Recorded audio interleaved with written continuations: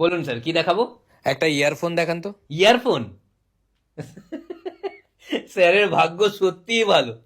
এই যে ইয়ারফোনটা, একটাই পড়ে আছে দোকানে, আর কেননা একটাই কিনেছিলাম। মাত্র 1500 টাকায় পাচ্ছেন এই ইয়ারফোনটা। দুর্দান্ত কোয়ালিটির, এরকম কোয়ালিটির ইয়ারফোন এখানকার কোনো দোকানে নেই। ওরা সব ভালো রাখে। শুনুন এর কোয়ালিটি গুলো বলে আচ্ছা, ওই ইয়ারফোনটার কত দাম? এটা হ্যাঁ, এটা অতটা ভালো না, কিনলে লস হয়ে যাবে। কত দাম বলুন না। এটা 500 টাকা। তাহলে কি করে লস হবে? আমার লস হয়ে যাবে, শুনুন না। বলছি এর কোয়ালিটি গুলো বলে দিচ্ছি, মানে ফিচার্স গুলো। মানে এত ক্লিয়ার সাউন্ড আসে, আপনি যখন কানে দেবেন এত ক্লিয়ার সাউন্ড আসে।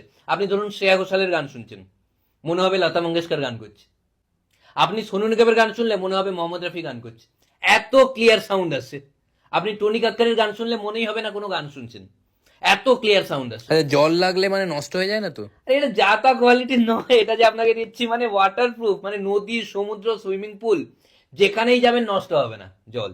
এক ফোঁটা জল নষ্ট হবে না। আরেকটা বলে দিচ্ছি, ধরুন কানে পরে আপনি সুইমিং পুলের নিচে ডুবে গেলেন, বাইরের কোনো আওয়াজই পাবেন না, কোনো আওয়াজ পাবেন না।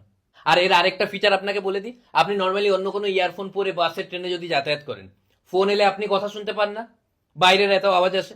এটা পরে একবার কল করবেন, কোনো আওয়াজই পাবেন না যার সঙ্গে কথা বলছেন তার, পরিষ্কার বাইরের আওয়াজ আসবে। আরেকটা ফিচার শুনুন, নর্মালি কি হয়, অনেকক্ষণ ইয়ারফোন পরে গান শুনলে কি হয়, কান ব্যথা হয়।